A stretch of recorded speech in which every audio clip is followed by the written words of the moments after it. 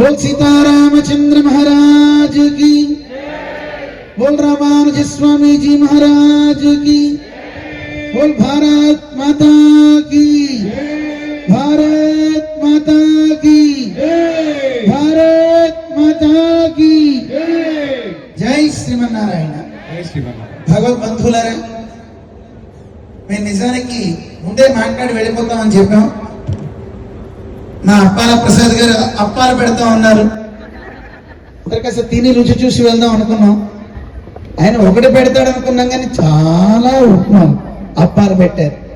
ఎన్నో ఉపమానాలు చూపిస్తూ మన దేశం యొక్క వైభవాన్ని తెలియజేస్తూ ఆర్ఎస్ఎస్ శత జయంతి ఉత్సవాల వైభవాన్ని దిగంతాలకి తీసుకువెళ్తూ చిన్న పిల్లలకు కూడా చక్కగా తెలిసేలాగా నా దేశం ఎంత గొప్పది, నా దేశంలో ఉన్న నాయకులు ఇప్పుడు వాళ్ళు కాదు, పురాతనంగా ఉన్న నిజమైనటువంటి స్వార్థాన్ని వదిలిపెట్టిన మహనీయుల త్యాగధనుల యొక్క వైభవాన్ని ఒక్కసారి గుర్తు చేశారు. నిజానికి వాళ్ళందరినీ ప్రాతస్మరణీయులు అంటారు. ఏమంటారు? పొద్దున లేవగానే తలుచుకోవాలి. మనకి పుట్టుకతోనే కొన్ని రుణాలు ఉంటాయి. వాటిల్లో భ్రూణహత్య, వీరహత్య ఇవన్నీ ఉంటాయండి. అవి పోవాలంటే ఇలాంటి మహనీయులను తలుచుకుంటే పోతాయి. ఈరోజు అందరినీ పరిచయం చేస్తారు. ఆ రోజు ఎప్పుడో ఆరంభమైన దగ్గర నుంచి ఈనాడు మోడీ గారి వరకు వారు చేసినటువంటి అత్యున్నతమైనటువంటి కార్యక్రమాలన్నీ స్మరించారు. మనకి రెండు ఉన్నాయి, ఒకటి దేశం, రెండు దైవం. కేవలం దేవుణ్ణే పట్టుకున్నా తప్పు, కేవలం దేశాన్నే పట్టుకున్నా తప్పు. రెండు ఉండాలి. ఈ రెండు ఉండాలని నేర్పిన తల్లి ఒక ఆవిడ. తల్లులందరూ అలా ఉండాలి అని మనకి చూపించింది త్రేతాయుగంలో సుమిత్ర. ఆ సుమిత్రకి ఇద్దరు కొడుకులు, సౌమిత్రుడు. ఎవరు వాళ్ళిద్దరు? ఒక్కడిని కంటున్నాం మనందరం, మనం కాదు, మీరందరూ. ఒక్కడు కాదు కనాల్సింది, ఇద్దరిని చూపించింది ఆ తల్లి. ఇరువురు పిల్లలు. ఒకడిని దేశానికి ఇచ్చింది, ఒకడిని దైవానికి ఇచ్చింది. దైవం అంటే రామచంద్రుడు, ఆయన్ని సౌమిత్రి అనే పేరు కలిగిన లక్ష్మణస్వామిని. రెండు, శత్రుఘ్నుడిని భరతుడికి రాజ్యానికి ఇచ్చింది. తల్లులు అనేవారు అలా ఇద్దరు పిల్లల్ని కనండి. నిజమైన త్యాగ ధని ఎవరు? సుమిత్ర. ఇద్దరు కొడుకుల్ని వదిలేసిందండి. మనం 10 మందిని కానీ ఎవరినో ఒక్కడిని వదులుదాం అనుకున్నారు పూర్వం. కానీ ఇద్దరిని కానండి, ఇద్దరిని త్యాగం చేయండి అని నేర్పిన గొప్ప త్యాగశీలి మన సుమిత్ర. అలాంటి గొప్ప తల్లులు పుట్టినటువంటి ఈ భూమి ఎందరో. అసలు మామూలుగా ఒక మాటలో చెప్పాలంటే మన భూమికి పేరే రత్నగర్భ అంటారు. ఏమంటారు? రత్నగర్భ. రత్నాల్ని దాచుకుని ఉంటుంది. అయితే రత్నాలు మన అన్వేషించి రావు, రత్నాల్ని మనమే అన్వేషించి పోవాలి. రత్నం ఎవడి మెడలోకి వెళ్తే వాడు గొప్పవాడు అవుతాడు. ఆ రత్నాలన్నీ ఈ భూమి మీదే పుట్టాయండి. అవే ఇందాక దాకా పరిచయం చేశారు. ఆ రత్నాలని తెచ్చి ఇక్కడ పెట్టారు చిన్న పిల్లల్ని. వాళ్ళందరూ తుర్రుమని వెళ్ళిపోయారు. ఇక్కడ చాలా సంతోషంగా ఉంది. శత జయంతి వేడుకలు భారతదేశం అంతటా జరుగుతున్నాయి. వడ్డేపల్లి ఈ వరంగల్లో చక్కగా ఈ ప్రాంతం గురించి ఇందాకే చెప్పారు. అటువంటి ఈ ప్రాంతంలో మళ్ళీ కాషాయపు రంగు రెపరెపలాడడం చక్కగా ఇది ఒక శుభ సూచకంగా మేము భావిస్తున్నాం. ఇది వర్ధతాం అభివర్ధతాం అని ఆకాంక్షిస్తూ ఈరోజు జరిగిన కార్యక్రమం, పెద్దల ప్రసంగాలు మీకే కాదు మీ పిల్లలకు కూడా మంచి ఉత్తేజాన్ని ఇస్తాయి. ఇందాక మా అప్పాల ప్రసాద్ గారు చెప్తుంటే కెమెరామెన్ కూడా ఇలా ఊగుతున్నాడు. అంటే అందులో అందరికీ వేడి పుట్టింది. అలాంటి మన దేశం యొక్క ఔన్నత్యాన్ని మనం తెలుసుకుంటుంటేనే తెలుస్తుంది. ఇందాక తల్లి ఇద్దరు చెప్పారు, చాలా మంచి విషయాలు చెప్పారు. జుట్టు విరబోసుకోవడం మీద ఎంత బాగా చెప్పారండి. కానీ ఒక చిన్న మాట చెప్పేసి నేను క్లోజ్ చేస్తా.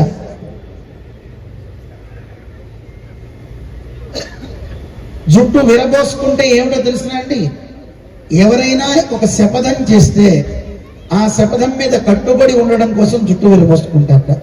అలా చేసింది ద్రౌపది. దేనికోసం శపథం చేసింది? వాడి తొడలు విరక్కొడతా, వాడి రొమ్ము చీల్చి వాడి నెత్తురు నా శిరస్సుకి అలుముకుంటే తప్ప ఈ ముడి వేయను. ఎవరైనా అలా శపథాలు చేస్తున్నారేమో నాకు భయం వేసి ఎంతో మంది ఆడవాళ్ళని అడిగా, అమ్మా ఏమన్నా శపథం చేసావా? ఏమిటండి, జుట్టు విరబోసుకున్నావు కదమ్మా. నాకు ఏ పదం తెలియదండి, శపథం ఏం తెలుసండి. నేను మంచిదాన్ని మరి ఎందుకు విరబోసుకున్నావు? శపథాలు ఏమైనా చేసేటట్టయితేనే విరబోయి. ఆయన ఎవరో అనుకున్నాడు 60 ఏళ్ళు వచ్చేట, అయినా సరే ఆయన ఇంకా పెళ్లి చేసుకోవాలి. ఎందుకు అని అడిగితే 10th పాస్ అయితే తప్ప నేను చేసుకోను అన్నట్టు శపథం. వాడు 60 ఏళ్ళైనా పెళ్లి ఇవ్వలేదు. ఇంకెందుకు పెళ్లి, 90 ఏళ్ళు వచ్చినా పెళ్లి అవ్వదు. అవుతుందా? బట్ 10th పాస్ అవ్వడు. ఎందుకంటే 60 ఏళ్ళ నుంచి సబ్జెక్టులు మారిపోతున్నాయి. చూసారా పేపర్లో వచ్చింది చాలా కాలం క్రితం. అయితే ఒకటి, మీ గడప లోపల మీ కులం, గడప దాటితే హిందువలం అనే ఒక నానుడిని మన వాళ్ళు ఈ శత జయంతి సందర్భంగా తీసుకొచ్చారు. నిజానికి ఒకటే, కులం అంటే ఒక సమూహం అని పేరు. అందరూ ఒకే పని చేస్తే దాన్ని ఆ కులం అని పిలుస్తూ ఉంటారు. చూడండి, గురువు గారి దగ్గర చదువుకుంటున్నారు విద్యార్థులందరూ, వారిని గురుకులం అని పిలుస్తారు. అంటారా? అనరా? కుండలన్నీ తయారు చేసేవారిది అదొక కులం, అలాగే బంగారం చేసేవారిది ఒక కులం. అంతే తప్ప ఏదో వీడు గొప్ప వాడు గొప్ప అని కాదు. ప్రసాద్ గారు చెప్పమన్నారు కానీ ఒక చిన్న మాట చెప్తా. నేను వెళ్ళాలనున్నా మిమ్మల్ని వదిలిపెట్టాలనిపించట్లేదు. అసలు మిమ్మల్ని నేను వదలటం కాదు, ఇది నన్ను వదలటంలా. దీనికి పేరే మైకాసురుడు అని పేరు. నిజానికి నేను చాలా టైం అంటే కట్టుబడి ఉండిపోతాను. కానీ ఒక మాట ఆయన చెప్పమని అన్నారు పెద్ద ఆయన కనుక చిన్న మాట చెప్తా. మన వైష్ణవ సంప్రదాయంలో, మన ఆర్ష సంప్రదాయంలో మనకు ఒక మాట చెప్పారు. సాక్షాత్తు భగవంతుడే చెప్పాడు ఒక మాట, చాలా అందమైన మాట. చాలా మంది మనం చూస్తూ ఉంటాం, కులాల్లో మనకి 4 రకాలుగా వర్ణించారు: బ్రాహ్మణ, క్షత్రియ, వైశ్య, శూద్ర. వీళ్ళల్లో ఎవరు గొప్ప చెప్పండి? మిమ్మల్ని ఏమండి? కొంతమంది బ్రాహ్మణులు గొప్ప అంటారు, కొంతమంది క్షత్రియులు గొప్ప అంటారు, కొంతమంది వైశ్యులు గొప్ప అంటారు. ఎవరికి వాడే నాయన గొప్ప అనుకుంటారు. ఆయన అంటున్నారు ఎవరికి వాడే గొప్ప కాదు. ఎవరు గొప్ప? సాక్షాత్తు దేవుడు చెప్పిన మాట చెప్పినా నేను. ఏం చెప్పాడో తెలిసిన దేవుడు, ఎవడికి దైవభక్తి ఉంటుందో వాడే అన్ని కులాలలోకి గొప్ప కులం కలిగిన వాడు, వాడే నాకు శ్రేష్ఠుడు అని దైవం చెప్పిన మాట నేను శ్లోకంతో సహా చెప్పనా? అలాంటి దేశభక్తి కలిగిన వాడిని, దైవభక్తి కలిగిన వాడిని పేరు పెట్టి పిలవకు, కులంతో పిలవకు, ఫలానా గ్రామం వాడని పిలవకు, నల్లోడు, పొట్టోడు, బండోడు అనకు. ఏమని పిలవాలి? ఏకాంతీ వ్యపదేష్టవ్య, వాడిని ఏకాంతి అని పిలవాలి. ఇప్పుడు వీళ్ళ దగ్గరికి వచ్చి అప్పాల ప్రసాద్ గారు అనే కంటే భరతమాత పుత్రుడా అని పిలిస్తే ఉప్పొంగిపోడండి ఆయన. అవునా కదా? ఆడవాళ్ళ దగ్గరికి వెళ్ళి వాళ్ళ పేరుతో పిలవటం కంటే సహజంగా సీతాదేవికి ఏమైనా పిలిస్తే ఇష్టమో చెప్పండి, మీరు చెప్పండి. మిమ్మల్ని చూసారా చెప్పేసారు. ఏ స్త్రీకైనా తన భర్తతో పేరుతో పిలవాలనిపిస్తుంది. శ్రీరామ పత్ని జనకస్య పుత్రి సీతాంగన కోమల సుందరాంగి అంటారు. ఎప్పుడైనా సరే రామపత్ని అని పిలిస్తే ఆవిడికి ఇష్టం అంటాడు. తెలుసండి? మరి రాముడికి ఎలా పిలిస్తే ఇష్టం అండి? చాలా మంది ఆడవాళ్ళు దెబ్బలాడతారు, అందుకే ముందే చెప్పేస్తారు. ఎంతసేపు ఆడవాళ్ళకి భర్త పేరేనా అని కాదు, భర్తకు కూడా ఎలాగో ఇష్టమో తెలుసా? రాముడికి శ్రీరామ అని పిలిస్తే ఇష్టం కాదట, సీతాపతి అని పిలవాలట. ఏమని పిలవాలి చెప్పండి? చూస్తారా పూర్వకాలంలో భార్యాభర్తలు అంటే ఎంతేదో. ఒకసారి ఒక ఊరు వెళ్తే వాళ్ళ ఆవిడ సర్పంచి, కానీ సర్పంచ్ సీట్లో వాళ్ళ ఆయన వచ్చి కూర్చున్నాడు. నేను అడిగాను, సర్పంచ్ అండి ఆడవాళ్ళ పేరు చెప్పాను, నువ్వు వచ్చావంటే అని అడిగాను. చాలా కాలం శ్రీకాకుళం అడిగితే అప్పుడు ఇక్కడ ఇదే రూల్ అండి, ఆడవాళ్ళు ఉంటారు కానీ పెత్తనం అంతా మాదే అని. అలా కాదు, ఆవిడ కూడా రమ్మని అన్నానండి. ఆవిడ పేరు చెప్పానని వాడి కోపం వచ్చింది. నిజంగా భార్యాభర్తలు ఉండొచ్చా చెప్పండి? భార్య పేరు చెప్తే ఉప్పొంగాలి, భర్త పేరు చెప్తే భార్య కుప్పం కాదు, అంతే తప్ప నా పేరు చెప్పలేదు మా ఆవిడ పేరు చెప్పాడనే కోపాలు కూడా రాకూడదు. అందుకని పేరు ముఖ్యం కాదు. సరే వదిలేద్దాం. దేవుడు ఏమని చెప్పాడు?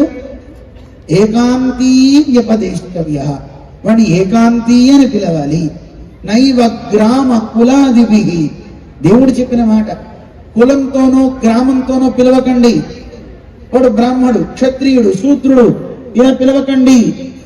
హరిభక్తుడని పిలవండి. ఏమన్నారు చెప్పండి? లేదు దైవభక్తుడని పిలవండి, అంతే తప్పలేదు. దేశభక్తుడని పిలవండి తప్ప పేరుతో మాత్రం పిలవకండి.